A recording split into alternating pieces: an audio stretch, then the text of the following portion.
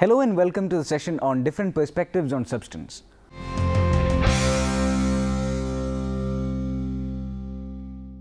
Many of the concepts analyzed by philosophers have their origin in ordinary or at least extra philosophical language. Perception, knowledge, causation, and mind would be examples of this. But the concept of substance is essentially a philosophical term of art. Its uses in ordinary language tend to derive, often in a rather distorted way, from the philosophical senses. There is an ordinary concept in play when philosophers discuss substance, and this, as we shall see, is the concept of object or thing when this is contrasted with properties or events. But such individual substances are never termed substances outside philosophy. There could said to be two rather different ways of characterizing the philosophical concept of substance. The first is the more generic. The philosophical term substance corresponds to the Greek ousia, which means being, transmitted via the Latin substantia, which means something that stands under or grounds things. According to the generic sense, therefore, the substances in a given philosophical system are those things which, according to that system, are the foundational or fundamental entities of reality. Thus, for an atomist, atoms are the substances, for they are the basic things from which everything is constructed. In David Hume's system, impressions and ideas are the substances. For the same reason, in a slightly different way, forms are Plato's substances, for everything derives its existence from forms. In this sense of substance, any realist philosophical system acknowledges the existence of substances. Probably the only theories which do not would be those forms of logical positivism or pragmatism which treat ontology as a matter of convention. According to such theories, there are no real facts about what is ontologically basic, and so nothing is objectively substance. The second use of the concept is more specific. According to this, substances are a particular kind of basic entity, and some philosophical theories acknowledge them and others do not. On this use, David Hume's impressions and ideas are not substances, even though they are the building blocks of what constitutes being for his world. According to this usage, it is a live issue whether the fundamental entities are substances or something else, such as events or properties located at space-times. This conception of substance derived from the intuition of individual thing or object, which contrast mainly with properties and events. The issue is how we are to understand the notion of an object, and whether, in the light of the correct understanding, it remains a basic notion or one that must be characterized in more fundamental terms. Whether, for example, an object can be thought of as nothing more than a bundle of properties or a series of events. In contemporary everyday language, the word substance tends to be a generic term used to refer to various kinds of material stuff, or as an adjective referring to something's mass, size, or importance. In 17th century philosophical discussion, however, this term's meaning is only tangentially related to our everyday use of the term. For 17th century philosophers, the term is reserved for the ultimate constituents of reality on which everything else depends. In this lesson, we discuss the most important theories of substance from the 17th century, those of Descartes, Spinoza, and Leibniz. Although these philosophers were highly original thinkers, they shared a basic conception of substance inherited from the scholastic Aristotelian tradition from which philosophical thinking was emerging. In a general sense, each of these theories is a way of working out dual commitments: a commitment to substance as an ultimate subject, and a commitment to the existence of God as a substance. In spite of these systematic similarities between the theories, they ultimately offer very different accounts of the nature of substance. Given the foundational role substance plays in the metaphysical schemes of these thinkers, it will not be surprising to find that these theories of substance underlie dramatically different accounts of the nature and structure of reality. 17th century theories of substance. In thinking about 17th century accounts of substance, we need to keep in mind that a concern with substance and its nature was nothing new to the period. In fact, philosophical thinking about the nature of substance stretches all the way back to ancient Greece. While the new philosophers of the 17th century were keen to make a break with the past and to tackle philosophical and scientific problems from new foundations, their views did not develop in an intellectual vacuum. Indeed, the scholastic Aristotelian tradition of the day informed their thinking about substance in a number of ways and contributed to a number of commonalities in their thought. Before looking at specific theories of substance, it is important to note 4 commonalities in particular: substance, mode, inherence.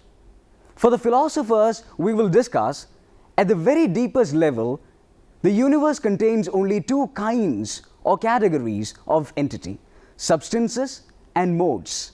Generally speaking, modes are ways that things are. Thus, shape, color, and size are paradigm modes. As a way a thing is, a mode stands in a special relationship with that of which it is a way. Following a tradition reaching back to Aristotle's categories, modes are said to exist in or inhere in a subject. Similarly, a subject is said to have or bear modes. Thus, we might say that a door is the subject in which the mode of rectangularity inheres. One mode might exist in another mode, but ultimately all modes exist in something which is not itself a mode, that is, in a substance. A substance then is an ultimate subject: independence and priority. The new philosophers of the 17th century follow tradition in associating inherence with dependence. They all agree that the existence of a mode is dependent in a way that the existence of a substance is not. The idea is that modes, as the ways that things are, depend for their existence on that of which they are modes. Put otherwise, the view is that the existence of a mode ultimately requires or presupposes the existence of a substance. This point is sometimes put by saying that substances as subjects are metaphysically prior to modes. Degrees of reality. In contrast to contemporary philosophers, most 17th century philosophers held that reality comes in degrees, that some things that exist are more or less real than other things that exist. At least part of that dictates a being's reality. According to these philosophers, in the extent to which its existence is dependent on other things, the less dependent a thing is on other things for its existence, the more real it is, given that there are only substances and modes, that modes depend on substances for their existence. It follows that substances are the most real constituents of reality. God exists and is a substance. Furthermore, each of the philosophers we will discuss maintains that God exists and that God's existence is absolutely independent. It is not surprising then, given the above, that each of these philosophers hold that God is a substance par excellence. Descartes' account of substance. René Descartes' philosophical system, including his account of substance, was extremely influential during the 17th century. Unlike Spinoza and Leibniz, however, Descartes' theory of substance was not the centerpiece of his philosophical system. Nevertheless, Descartes offered a novel theory of substance which diverged in important ways from the scholastic Aristotelian tradition. It is sometimes said that Descartes gives 2 different definitions of substance, and indeed, in the Principles and Second Replies, he defines substance in distinct ways. We should not, however, see this as evidence of Descartes changed his mind. On the contrary, it is clear that for Descartes, these definitions express two sides of a unified account of substance. In Descartes' Principles of Philosophy, he defines substance in terms of independence. He begins by making clear that there are really two different philosophical senses of the term. For reasons that will become clear in a moment, let us distinguish the two senses by calling one substance and the other created substance. Descartes' definition can be paraphrased as follows: substance, a thing whose existence is dependent on no other thing. Created substance, a thing whose existence is dependent on nothing other than God. For Descartes, there is only one substance as opposed to created substance. Since there is only one thing whose existence is independent of all other things, God. However, within the universe that God has created, there are entities, the existence of which depends only on God. These lesser substances are the ultimate constituents of the created world. The definition of substance that Descartes offers in the second replies ignores the distinction between God and creation and defines substance in a much more traditional way, claiming that a substance is a subject that has or bears modes, but is not itself a mode of anything else. That fits right in with his other comments about substance in the Principles. Thus, he tells us that each created substance has exactly one attribute. An attribute of a substance, Descartes explains, is its principal property which constitutes its nature and essence, and to which all its other properties are referred. A substance attribute consequently dictates its kind, since attributes constitute a substance nature, and all and only those things of the same nature are of the same kind. Moreover, in claiming that all a substance properties are referred through the substance attribute, Descartes is claiming that a substance attribute dictates the properties that a substance may have. Descartes specifies two attributes, thought and extension. Consequently, there are at least two kinds of created substance: extended substances and thinking substances. By extension, Descartes just means having length, breadth, and depth. More colloquially, we might say that to be extended is just to take up space or to have volume, whereas by thinking substance, Descartes just means mind. Although Descartes only ever discusses these two attributes, he never explicitly rules out the possibility of other attributes. Nevertheless, the tradition has interpreted Descartes as holding that there are only two kinds of created substance, and it is for this reason that Descartes is often called a substance dualist. Whether this specification in hand, we are in a better position to understand what Descartes means when he says that all a substance properties are referred through the substance attribute or principal property. Consider an extended substance, say a particular rock. Among this rock's properties are shape and size. But having these properties presupposes the property of extension. Put otherwise, something cannot have a shape or a size without also being extended. Furthermore, the properties that the rock may have are limited to modifications of extension. A rock cannot have the property of experiencing pain, for example, since the property of experiencing pain is not a way of being extended. In general, we can say that for Descartes, the attribute of a substance is its most general property, and that every other property of a substance is merely a specification of way of being or mode of that attribute. Spinoza's account of substance. Spinoza's most important work is his Ethics, demonstrated in geometric order. Spinoza worked on the text throughout the 1660s and 70s, By this time, Descartes' philosophy had become widely read, and indeed, Spinoza's thinking was heavily influenced by it, including his account of substance. Nevertheless, Spinoza's account diverges in important ways and leads to a radically different picture of the world. Spinoza offers a definition of substance on the very first page of the Ethics. He writes, "By substance I understand what is in itself and is conceived through itself." Spinoza follows Descartes' tradition in defining substance as in itself or as an ultimate subject. Correspondingly, he follows the tradition in defining mode as that which is had or borne by another. As Spinoza puts it, a mode is that which is in another. Spinoza also follows Descartes in thinking that attributes are the principal properties of substance. Among those attributes are thought and extension.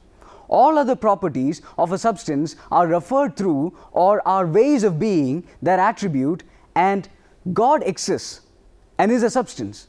Here the agreement ends. For Descartes, there are many extended substances and many minds. Spinoza, however, thinks this is dead wrong. Spinoza argues that substance is unique in its kind. There can be only one substance per attribute. This fact about substance, in combination with a number of other metaphysical theses, has far-reaching consequences.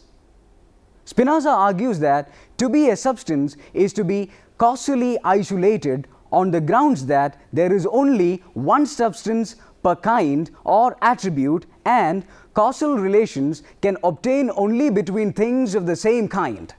Causal isolation does not, however, entail causal impotence. An existing substance must have a cause in some sense, but as causally isolated, its cause cannot lie in anything outside itself.